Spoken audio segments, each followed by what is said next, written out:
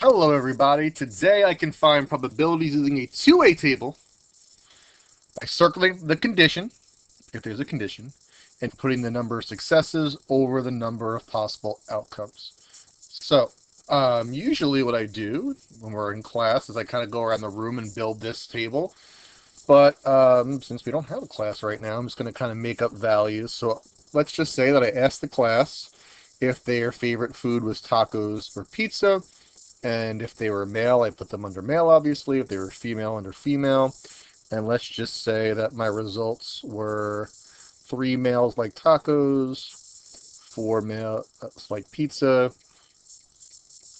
5 females like tacos, and 6 females liked pizza. So it's called a two-way table because there are two different things that we're looking at. We're looking at favorite food and we're looking at gender. So my first step in all of this is to total everything up. So totaling everything up is literally just adding. So if I'm looking over here, 3 plus 4 is 7, 5 plus 6 is 11. I can total the columns. 3 and 5 is 8, 4 and 6 is 10. And in the total, I can either add the columns or the rows. So 8 plus 10 is 18. I could have also done 7 plus 11 is 18. Now, this symbol right here, this is the symbol for and. So what this is asking is saying, what is the probability that a student chosen at random is male and likes tacos? Well, my denominator, since I'm choosing from somebody in the class, my denominator is going to always be my total. Out of those 18 people, how many are male and like tacos? 3. That's your answer. What's the probability that someone chosen at random is male and likes pizza? Well, there's 18 people to choose from. Out of those 18, how many are male and like pizza? 4. How many are female and like tacos? Well, out of 18 people to choose from, 5 are female and like tacos. And what's the probability that someone chosen at random is female and likes pizza? Well, out of 18 people, 6 are female and like pizza. So those are what we call joint probabilities. Joint means and is going to always be the inside. By the inside, I'm talking about this is the inside of the table over your total. And will always be your inside over your total. Now, we're going to use the same data. Those are what we call joint. Joint means and. Now we're going to calculate what we call marginal probabilities. 3, 4, 5, 6. We're going to keep the same table.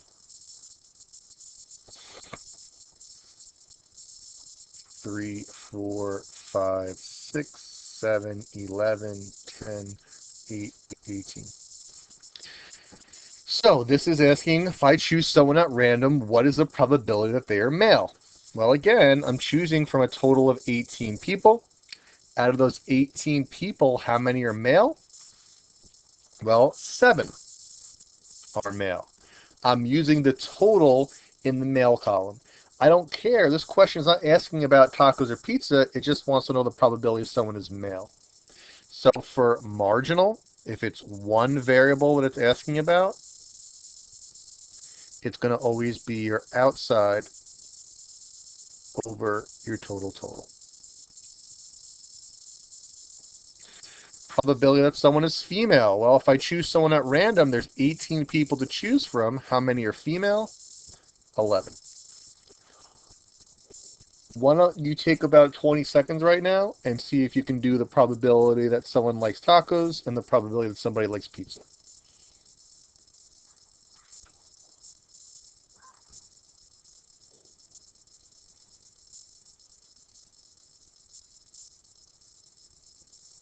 Okay. Out of the 18 people to choose from, how many like tacos? A total of 8. Out of 18 people to choose from, how many like pizza? A total of 10. That's marginal. If it's just one variable, you're putting the total for that one variable over your total.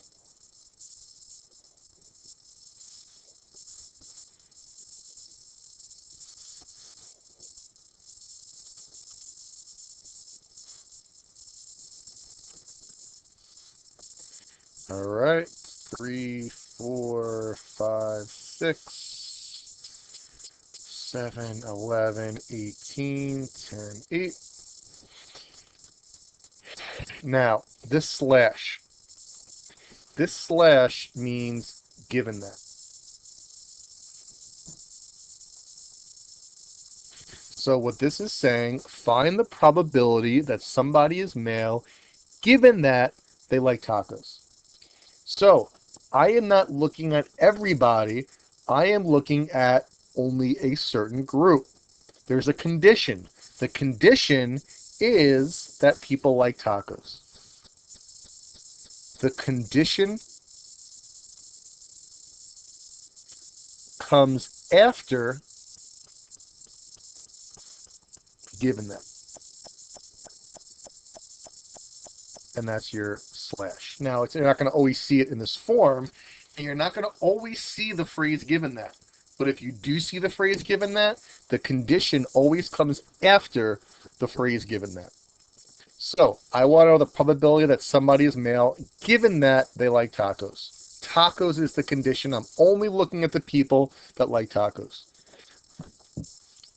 I circle that column because I'm only using numbers in that column.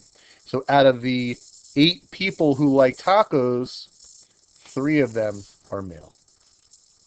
That's how conditional probabilities works.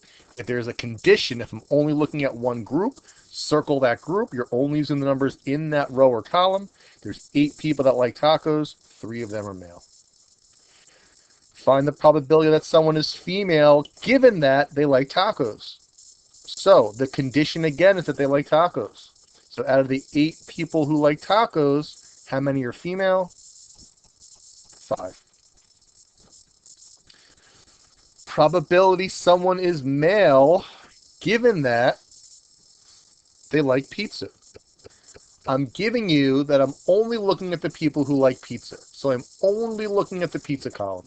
Out of the 10 people who like pizza, 4 of them are male. Probability that someone is female given that they like pizza. Again, I'm giving you that they like pizza. So we're only looking at the people who like pizza. Out of the 10 people who like pizza, 6 of them are female. Probability that someone likes tacos given that they're male.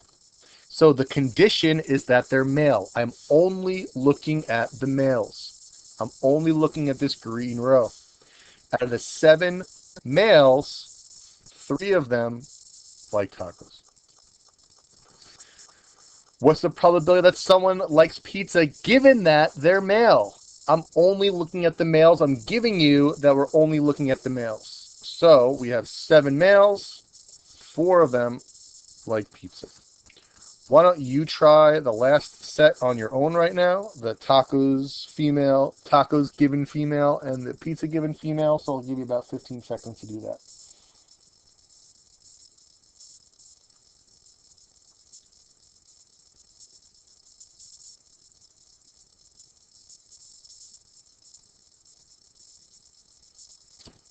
Okay, what's the probability that somebody likes tacos given that they're female? I'm only looking at the females.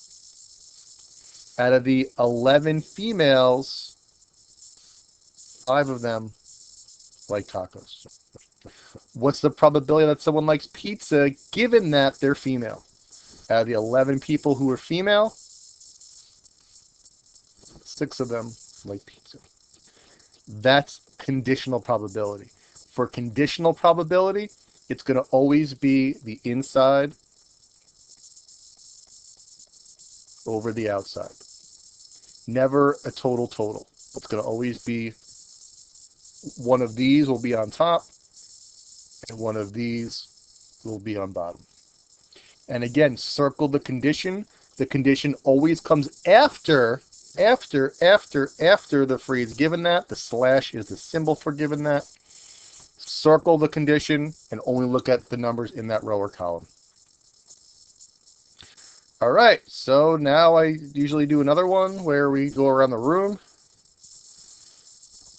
So I'm going to just make up numbers again. So I'm going to ask all the students if they play sports or not, and if they play a musical instrument or not. So let's just say that this cell would represent that they play sports and play a musical instrument. This would be music only. This would be sports only. And this would be neither. I just want the numbers to work out. We're all different. So that's 11, 14, 9, 16, 25. Again, I always want to total everything up. All right, let's start going through these probabilities. What is the probability that a student chosen at random plays music and sports? The first thing I want you to ask yourself is there a condition? Am I choosing from everybody, or am I only choosing from a certain group? What is the probability that a student chosen at random? I'm looking at everybody. So my denominator is going to be 25. Out of those 25 people, how many play sports and music? 4. There's no condition. I'm just asking, out of this class, I'm choosing somebody at random. Everybody in the class has a chance of being chosen. What is the probability that a student chosen at random plays music but not sports? Well, I'm choosing from 25 people. Out of those 25 people, how many play music but not sports? 7. I want you to try the next two on your own. I want you to try play sports but not music, and does not play sports or music. I want you to try that on your own. I'll give you about 30 seconds. Maybe a little bit less.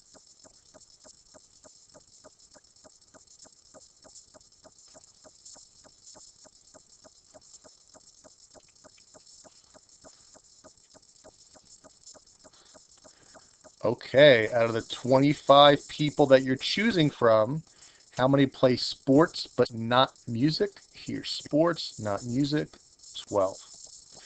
How many does not play sports or music? Well, out of the 25 people I'm choosing from, 2 do not play sports or music. What is the probability that a student chosen at random plays sports? It says nothing about music. It just says what is the probability that a student chosen at random plays sports. Am I choosing from everybody, or am I only looking at a certain group?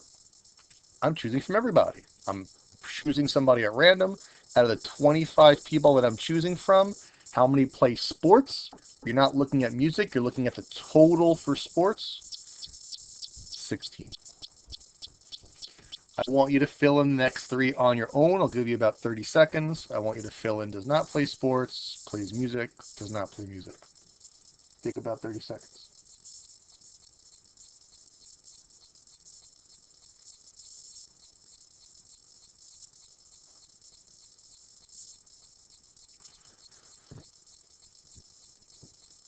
Okay, does not play sports. Well, out of 25 people, 9 do not play sports. What's the probability that a student chosen at random plays music? Well, there's no condition. Out of all 25 people, 11 of them play music. What's the probability that they do not play music? Well, out of 25, 14 do not play music. All right.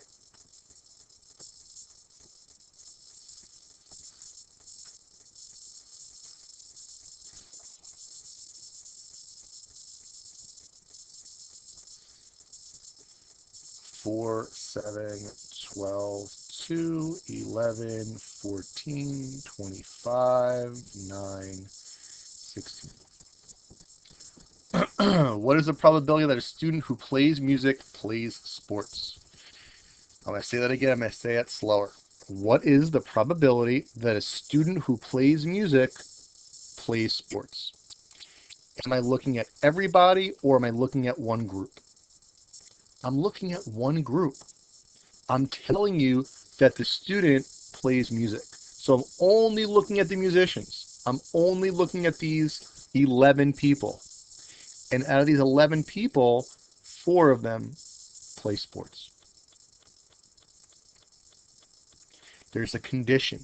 Again, you're not going to always see the phrase given that. If you do see the phrase given that, the condition comes after the phrase given that. But you're not going to always see that phrase. If you don't see that phrase, you have to look at the way it's worded and just be careful. It's like an English language thing. I'm saying that I'm telling you that the student plays music. So we're only looking at the music people. Out of those 11, 4 of them play sports. What's the probability that a student who plays music does not play sports? Well, how many people play music? 11. Out of those, 7 don't play sports.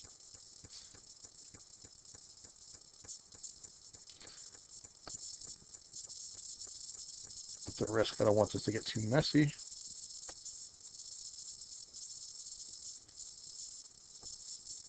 What is the probability that a student who does not play music plays sports? Is there a condition? Am I only looking at one group? There is a condition. I'm saying, what is the probability that a student who does not play music? I'm telling you that they don't play music. So I'm only looking at the no music row. You can only use numbers in that circle. So I want you to try and fill in those 2 questions now that that's circled. I'll give you about 10 seconds to do that.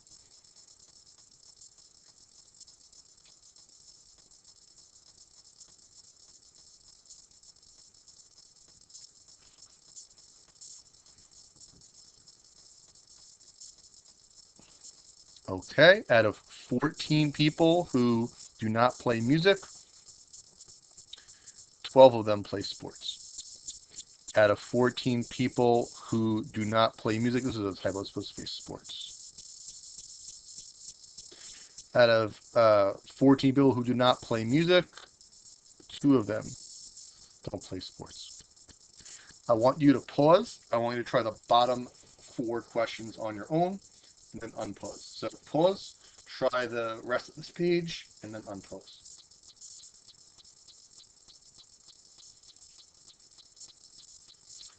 Okay, what is the probability that a student who plays sports plays music? Is there a condition? Yes. I'm telling you that the student plays sports. So I'm only looking at the students who play sports. So I circle the condition. Out of 16 students who play sports, 4 of them play music. Out of 16 students who play sports, 12 of them do not play music. And finally,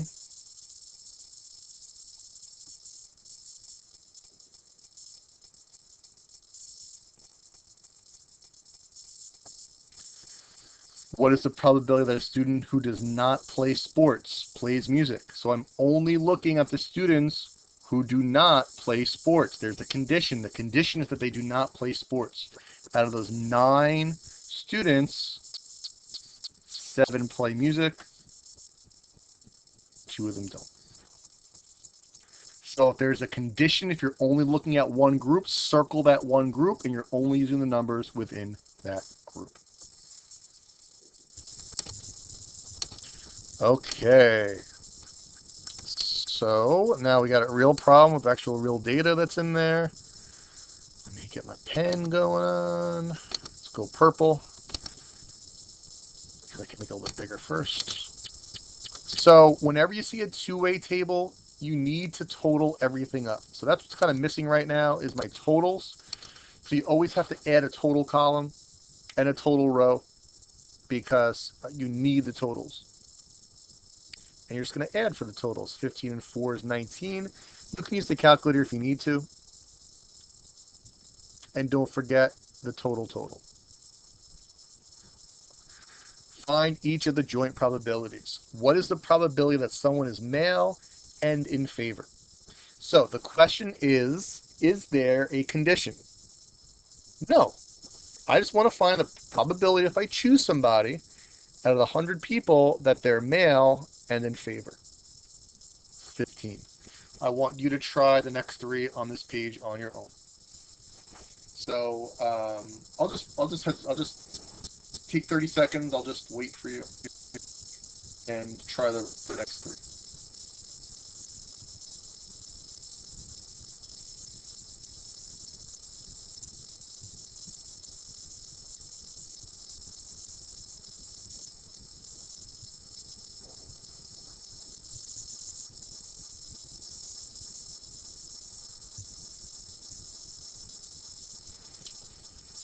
All right, the probability that someone is female and in favor. So there's no condition. Out of the 100 people,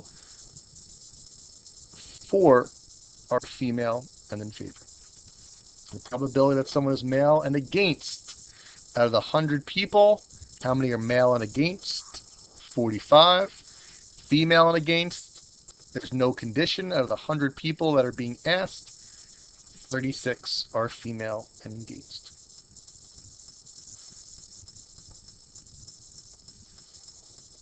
All right, we got some more questions. Let's make it bigger.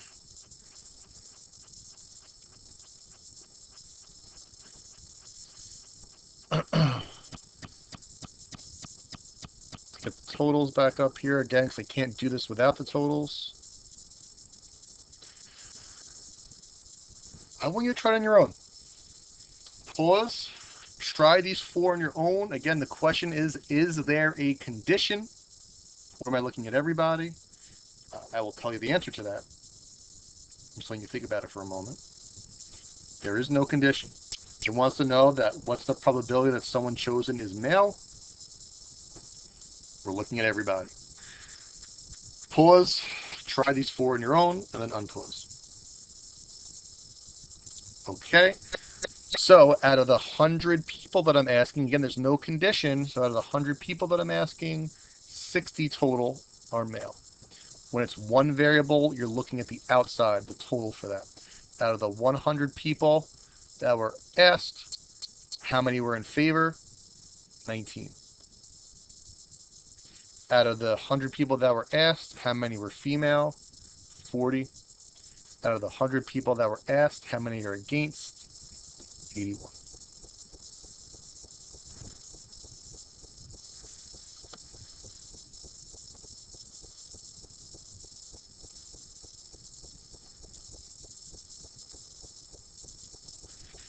All right, let's get my totals up again.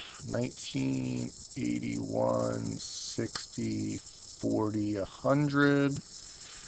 What's the probability that someone is male, given that they're in favor?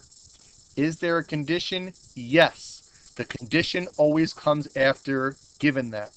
I'm giving you that they're in favor. So you're only looking at the people that are in favor. So out of the 19 people that are in favor, how many are male? 15. What's the probability that someone is male given that they're against? The condition always comes after the phrase given that or the slash. So now I'm only looking at the against. I'm only looking at the green. Out of the 81 people who are against, 45 are male. I want you to try the bottom 2 on your own right now.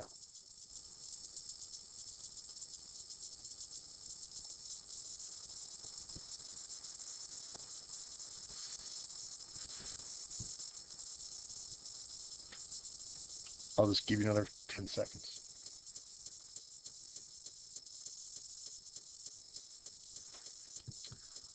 What is the probability that someone is in favor given that they're male? So I'm giving you that they're male. I am only looking at the males, so circle the male row. Out of the 60 males, how many are in favor? 15. Probability that someone is against given that they're male. So again, I'm giving you that they're male. Out of the 60 people who are male, 45 are against. That's it. More?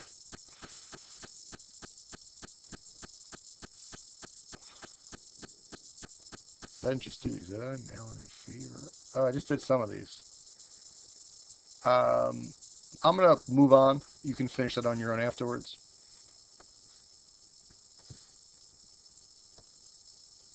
So, I'm going to take a look at number 6. I guess 6, 7, 8, 9, 10, 11. This is a cluster of problems. The first thing you got to do is total everything up. That's always the first thing you have to do when you're dealing with a 2A table. So I'm going to total everything up.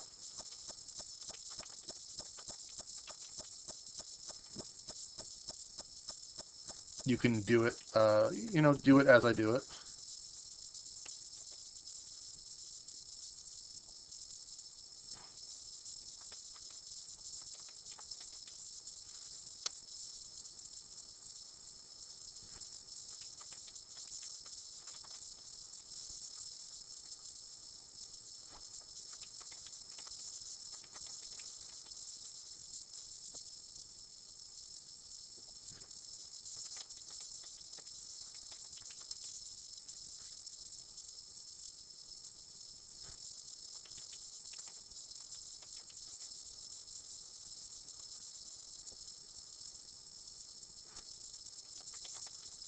All right, so I'm done with my totals. And don't forget your total. And now we put it all together. Again, the thing you always want to ask yourself, is there a condition? If there's no condition, then your denominator is going to be your total. If there is a condition, circle that condition. You can only use numbers within what you circled. What is the probability of receiving a B and having Professor Moore? There's no condition. It's just saying, what's the probability of these students that someone got a B and had Professor Moore? Out of the 435 students, and is always the inside of the table. So and the top is going to be one of these numbers over my total. So B and more, 15 over 435. You know what? Why don't you pause this, try this set of problems on your own, and then unpause it. At this point, I want you to try it on your own. So please pause, try 7 through 11, and then unpause. Okay, now that you tried 7 through 11 on your own, let's go through. What is the probability of receiving an A? Is there a condition? No. Out of the entire group of 435 students, what's the probability that someone got an A? Well, the total amount of students that got an A is 74, so it's 74 over 435. 8. What's the probability of having Professor Smith? Is there a condition? No. It's asking out of the total students, how many had Professor Smith? The total amount that had Professor Smith is 165. 9. What is the probability of receiving a C given that? There's your magic phrase. Given that the student had Professor Miller. I'm giving you that the student had Professor Miller. The condition always comes after given that, so Professor Miller is my condition. So I'm only looking in that column. Out of the 145 students that had Professor Miller, how many got a C? 85. If a student received a D or an F, what is the probability that they had Professor Smith? Now, I don't see the phrase given that, but the question is, am I looking at everybody or just one group? I'm looking at just one group. If a student received a D or an F, I'm only looking at the students that received a D or an F. So I'm only using numbers in this row. Out of the 37 that got a D or an F, what's the probability they had Professor Smith? 12. 11. What percent of Professor Moore's students received a C? So the question is there a condition? There's no given that, but is there a condition? Am I looking at the whole group, or am I only looking at a certain part of it? The answer is there is a condition. I am only looking at Professor Moore's students. It's just the English language. It's the way it's worded. What percent of Professor Moore's students? I'm only looking at Professor Moore's students. Out of his 125 students, 82 got a C. Now let's go back to 7th grade for a moment. It says what percent of his students received a C. To make a fraction into a percent, we just divide and multiply by 100. We haven't done that in this lesson yet, but it will be coming up in this lesson moving forward, and it will be coming up in this unit moving forward. I divide them to make it into a decimal. I multiply by 100 to make it into a percent, 65.6%. So if it ever wants a percent, once you have your fraction set up, you divide them and multiply it by 100. The more you practice, the better this, the more comfortable you're going to get with it. We're going to spend a lot of time on these two-way tables. And not only is this a very important Algebra 1 and Algebra 2 topic, this is also a very important SAT topic, a very, very common SAT topic. They always give two-way tables. 12. With which professor does a student have the best chance of receiving an A? I'm just going to give you a hint on this one. Well, you need to find the probability that someone gets an A given that they have Professor Miller. You have to find the probability that someone gets an A given that they have Professor Smith.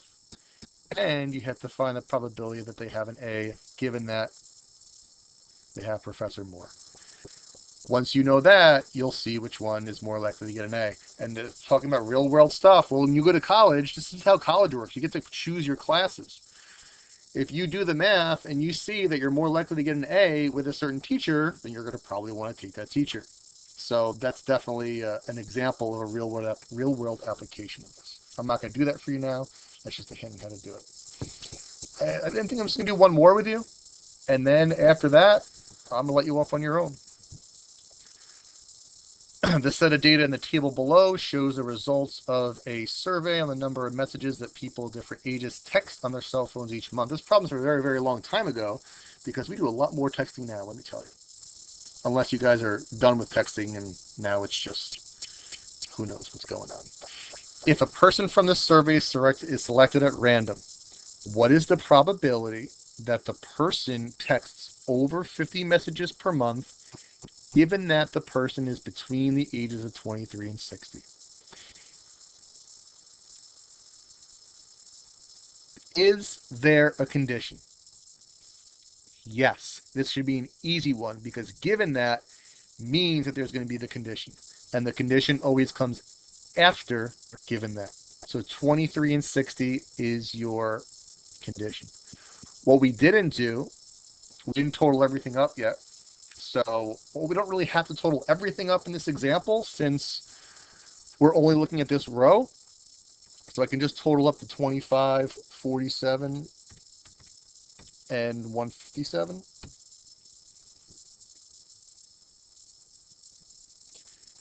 So out of the 229 people that are between 23 and 60, how many text over 50 messages per month?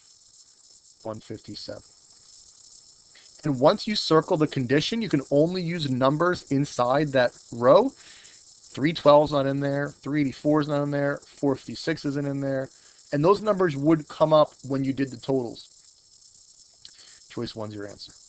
If you wanted this as a percent, which this particular question is not asking you for, but some of the other ones might, 157 divided by 229 times 100, it would be approximately, 69%. You're off on your own at this point. It's all about practice. The next lesson that we're going to do is we're going to create our own two-way tables and then find probabilities based on those. Again, a very, very important topic. I feel like once you get this, it's really not that hard. It might take you some time to get it, but it's a really, really important topic in both Algebra 1 and Algebra 2 and SAT, and we're going to build on this for the next few lessons as well. At this point, your classwork/homework is to practice to complete this assignment, and I hope everybody has a wonderful day.